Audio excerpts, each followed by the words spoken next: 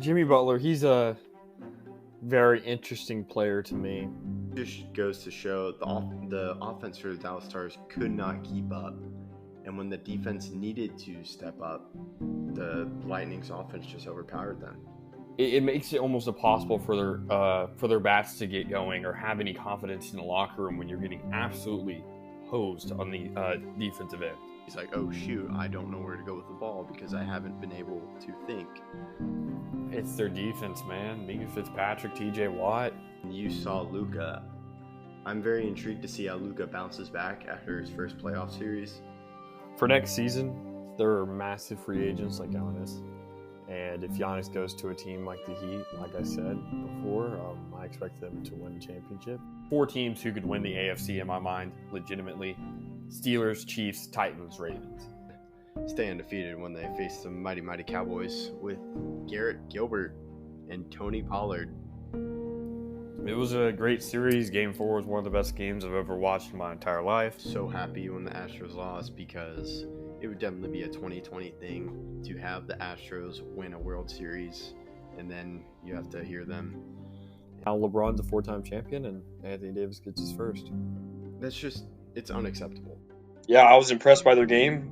Braden Point, Andre Palat, Nikita Kucherov, that was the best line in the playoffs, no doubt. I think you have 2 established number 1 wide receivers in Amari Cooper and Michael Gallup, and I think you have an emerging star in CeeDee Lamb. Hey everyone, I'm Jared Sandler, and you're listening to Outsiders Opinions with Kevin and Austin. What's up, y'all? Welcome to our 31st episode. Today we will be going over storylines for the Super Bowl, but in our previous episode, we dedicated a whole episode to conference championships games. And just to let y'all know, if you didn't listen, Austin is the postseason king, so I will let him lead off today's episode. Yeah, so the first big storyline for this Super Bowl is going to be home field advantage. Tom Brady led the Bucs to become the first team to have a Super Bowl in their home stadium. But the real question is, does it matter that they have home field advantage? Your thoughts? Yeah, so this is a rematch of Week 12, so I don't think it matters because the Chiefs went to the Bucs, and Tyreek Hill had that phenomenal first quarter, like 200 yards, and it was just incredible. So I don't think it really matters to the Chiefs, and I don't think the Bucs have fared well this season because that Week 12 loss to the Chiefs was the 3rd in a row. So what do you think? I think it matters, but only on a low level.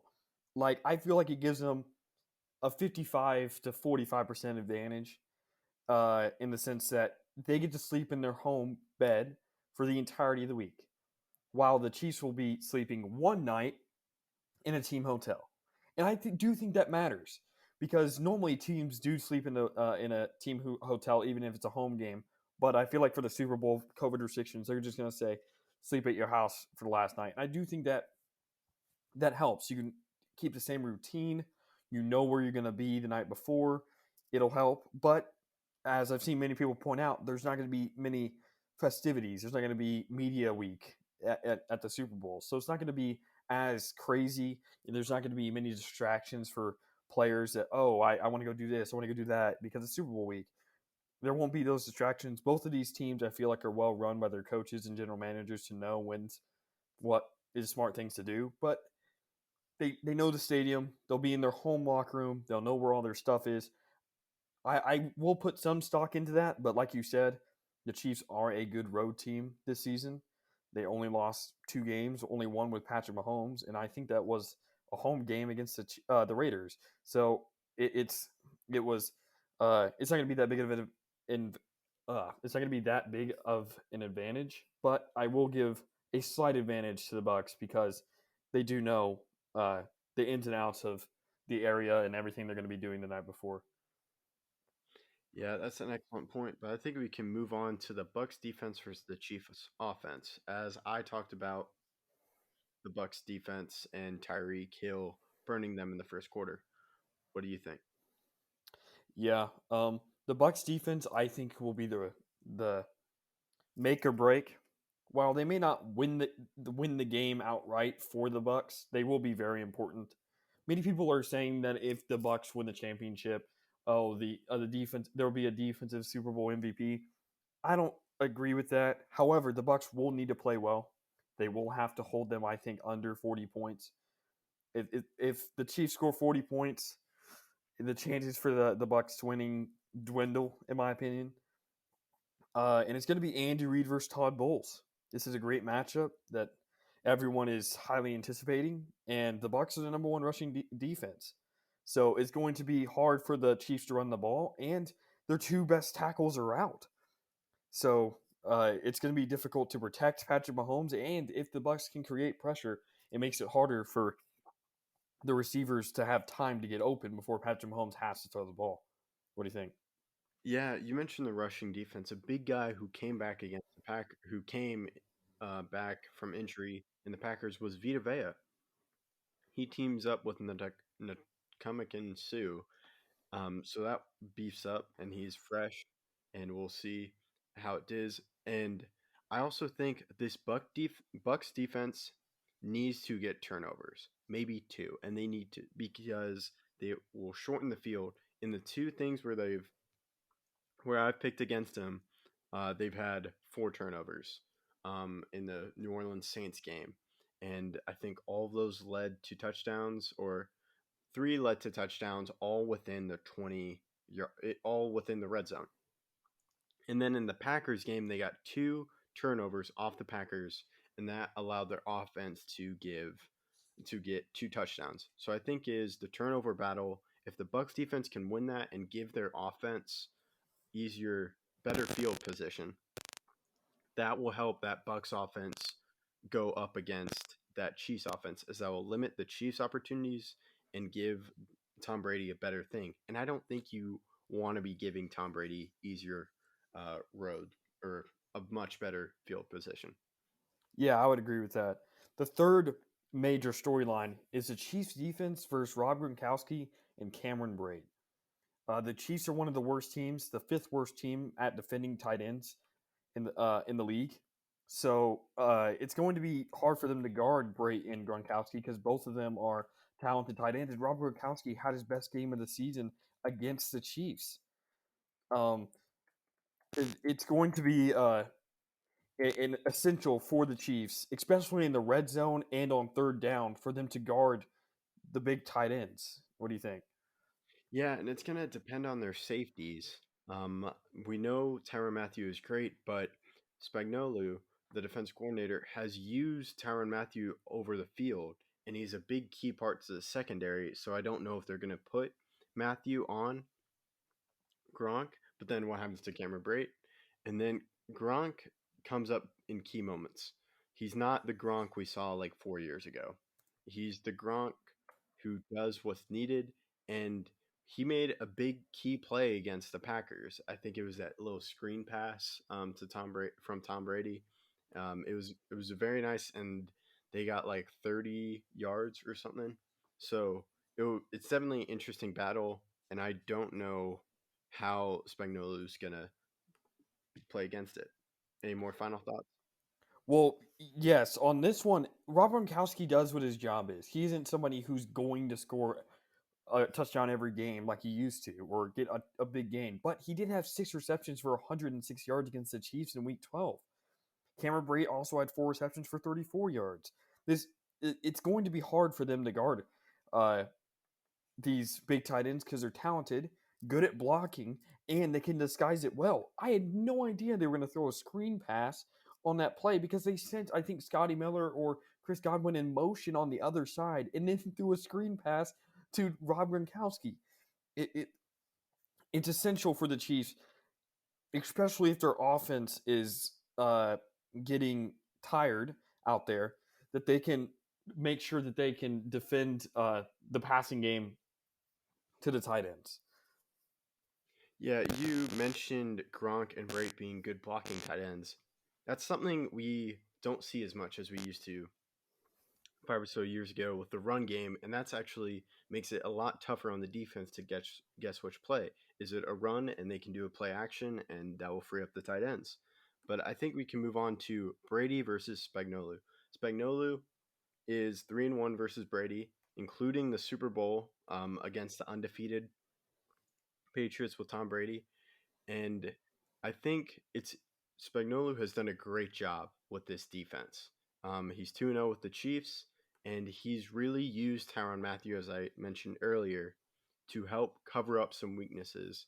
And he does just enough for this defense to do well and stop opposing offenses and get the ball back for the Chiefs offense to do what they do best. What do you think? Yeah, so Spagnuolo is 2-0 with the Chiefs against Tom Brady, like you said. So they fared well. And now that, like you said, Tyrann Mathieu is playing at his best, a first team All Pro, it's going to be difficult for Tom Brady, but he can dissect this defense. He's done it against some of the best defenses in the game. But it's going to be pressure. I think the main thing that Tom Brady doesn't do as well as he used to is take a blitz well. If he's hurried, he cannot move out of the pocket as well as he used to. And he never really was all that great at it. So Chris Jones, Frank Clark, and their D line is going to be essential to get to Tom Brady, force him to make tougher throws. And that's where the run game comes in. Tom Brady can switch to run plays, and the rushing defense for the Chiefs isn't outstanding. So it's going to be interesting. This is a great matchup between two of the best minds in the NFL right now. What else do you think? Yeah, I'm going to mention something about when Brady beat the Chiefs last and D Ford, who's no longer on the Chiefs. I think they made that trade and they got Frank Clark from the Seahawks and D Ford went to the 49ers. Will the defense be disciplined against Brady? Because Brady, even though he's not the best, I give that to Aaron Rodgers. Can he get a 5-yard gain with drawing the defense off sides? Because if you remember, in that when Brady beat the Chiefs in the AFC Championship game, I think it was to tie the game or something. He had thrown an interception, but he had gotten D Ford to jump off sides. So if the Chiefs defense can stay disciplined, I think they can do well against Brady. But that's a big thing to watch. Yeah.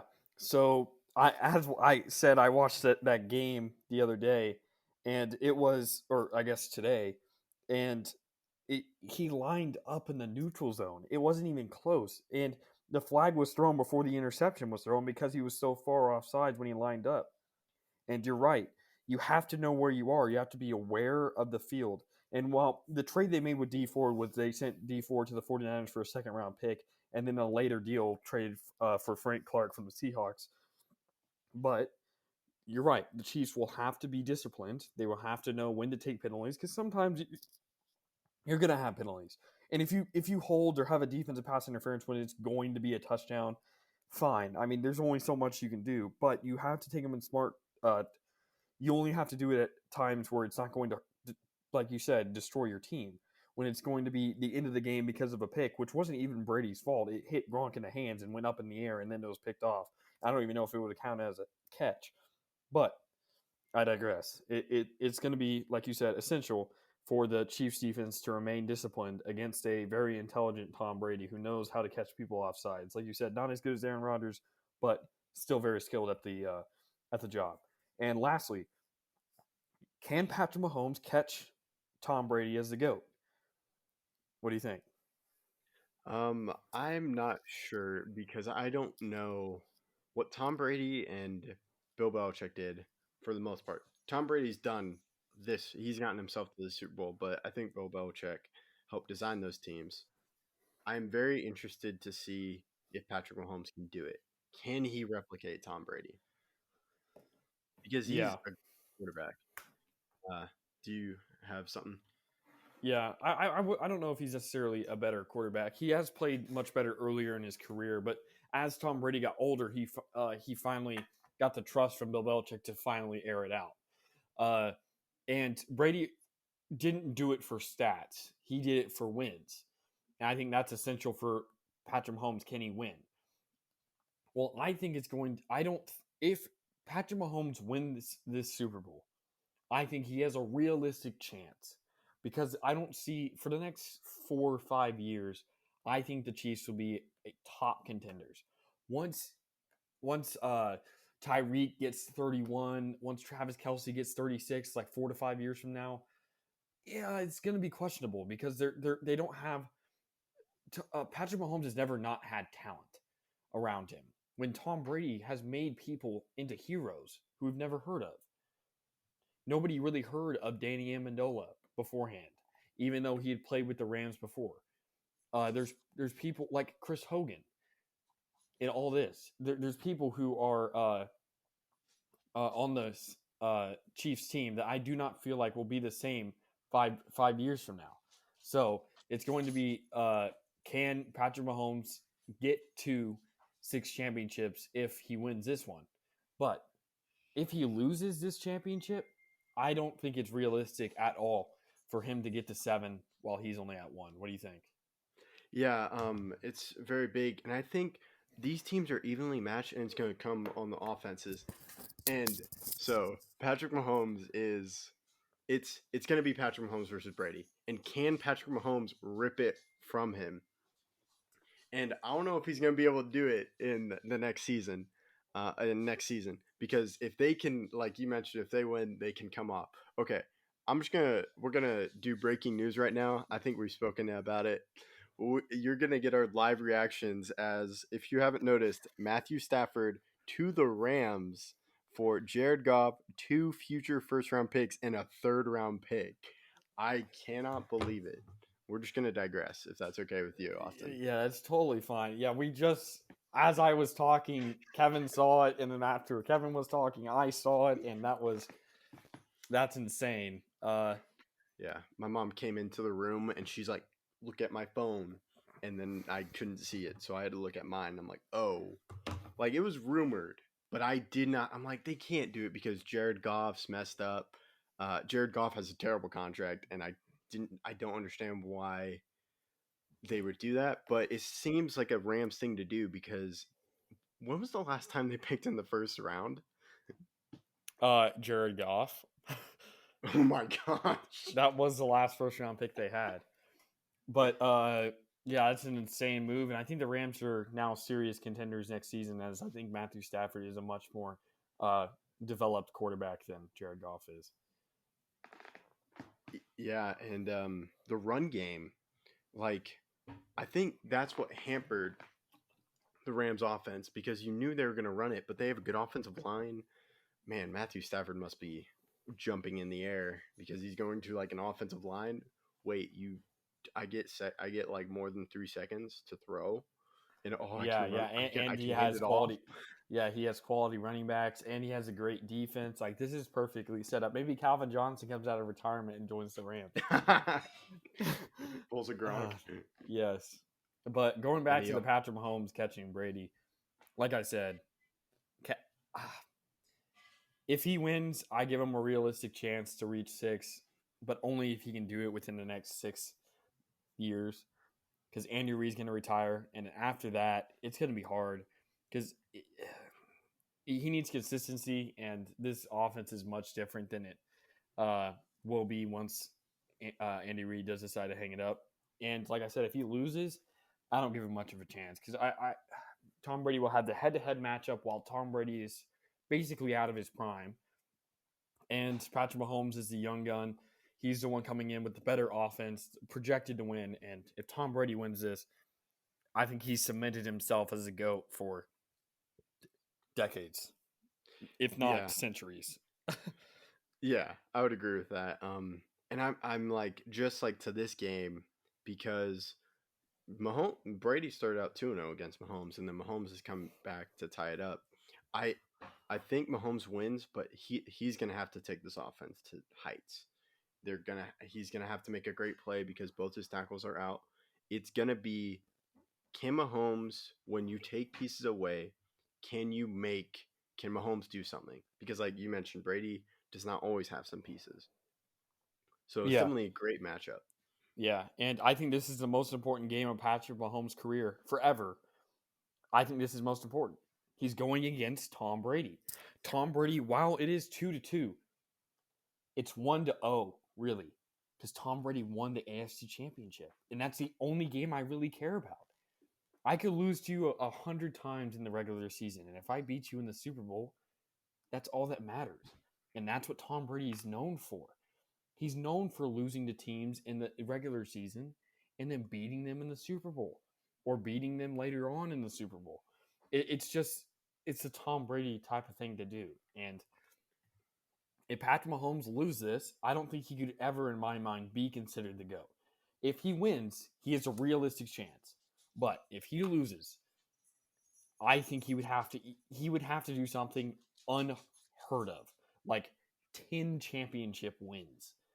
Because even if you tie, even if you get to 7, Tom Brady has the tiebreaker because he beat you out of his prime with a new team in his first season in COVID.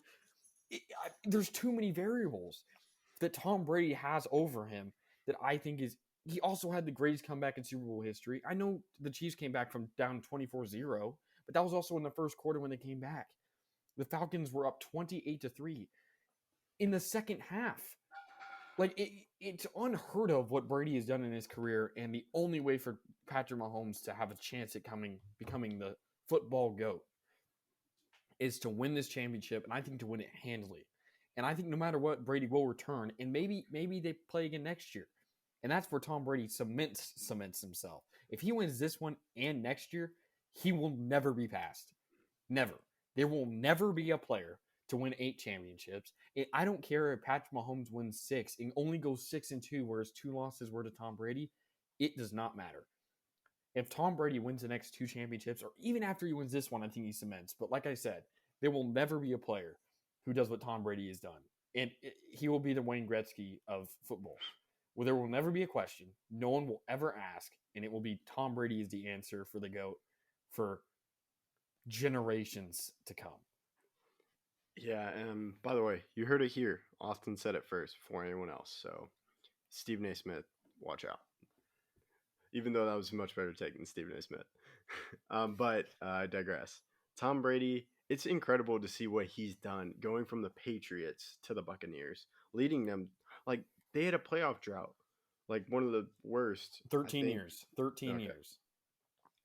First year, installs a culture. Like, he sets it, and like, we're going to the Super Bowl. And it's been incredible to see. And I definitely agree. If he can win this one, it cements it, but it'd be incredible to see what he does next year. But they do have some key things. I agree, because I think he returns. And if he wins it next year, I think he may return again. He wants to play till 45. He's 43. That next year, he's 44. He may want to play the next year. If he three-peats, well, I don't think it's feasible for anyone to three-peat in football. I don't think it will ever happen. If he were to do that, he'd become the GOAT of GOATs. He'd be the greatest athlete of all time. Because you got to put in perspective that, like I said, this is his first season with the team. New coach, new system, no off-season training, no OTAs, no preseason, with COVID, new teammates. He picked up Antonio Brown halfway through the season, had to learn a whole new playbook. What he's done, and think about this, he's the first player ever, if he wins this, to beat 3 straight Super Bowl MVPs in the playoffs. Drew Brees, Aaron Rodgers, Patrick Mahomes. That is 3 of the best quarterbacks of all time. That'd be like the Mavs run in basketball, where they beat the Kobe Lakers, they beat the OKC, and then they beat the Heat. It's 3 straight games that I think will cement Tom Brady's legacy, not just in football, but in sports. As they were also a wild card. They played no home games until somehow their home game is the Super Bowl. It doesn't make sense what Tom Brady has done throughout his career and how he's still, this is what people don't understand about his greatness, is that it's not defined, in my opinion, by football. It's just defined by the desire to win. And it just so happens that he loves football most, so he's going to go after that. But I believe Tom Brady would be a type of person that if he didn't pursue football and pursued anything else, he would still be wildly successful because he's never satisfied. And I think that's really the mantra for his career. Never satisfied. What's his favorite ring? The next one. It's always going to be that until he retires. Do you have any ending thoughts? Yeah. So I'm gonna flip it back.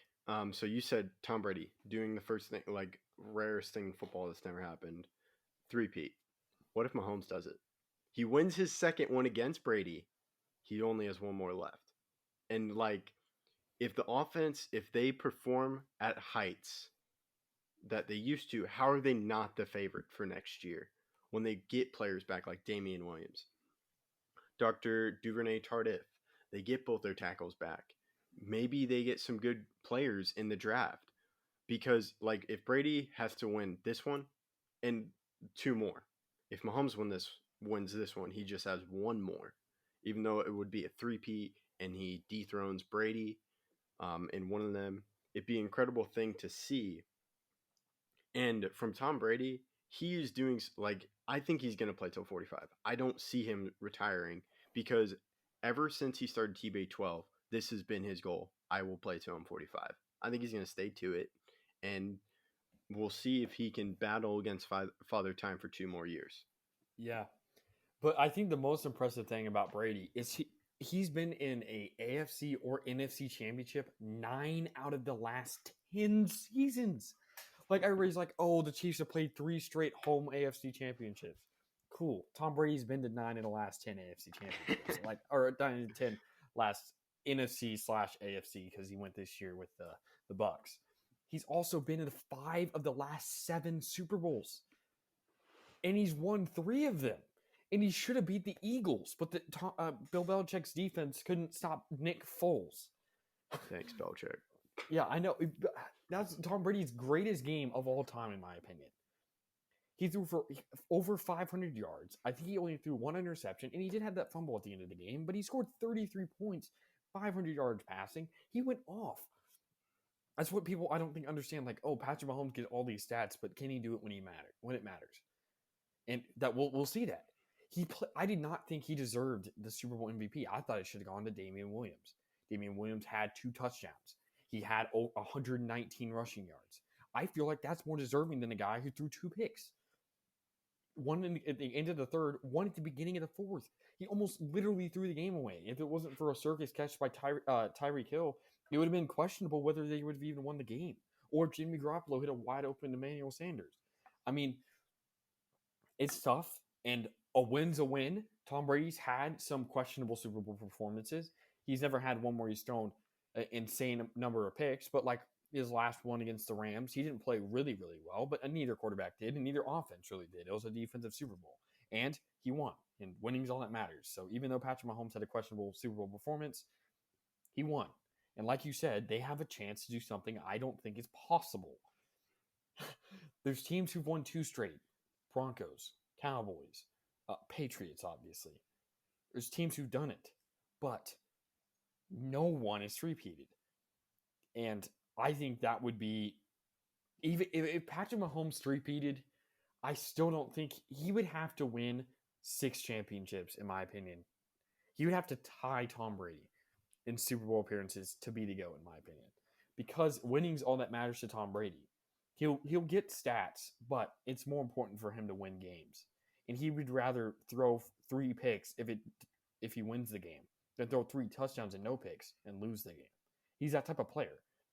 And it's essential for Patrick Mahomes to be that type of player to be the GOAT. Do you have anything else? No, I'm just going to say, or actually I do have something. I think Patrick Mahomes does have to do more, but if he three-peats, that's a huge step to coming to maybe catch Brady. Agreed. If possible. Agreed. But I think we can end the episode. We hope you enjoyed listening. Hope you enjoyed the breaking news. We'll talk about that in future episodes. So thank you for listening to our 31st episode. Next episode, we'll be stepping back from the NFL and moving over to the NBA and doing our quarter thoughts, predictions, all-star teams, etc. So be on the lookout for that. Also, make sure to check out Apple Podcasts because we just moved on there. Let us know in the comments what you think. You can hit us up at our email at outsidersopinions2020@gmail.com.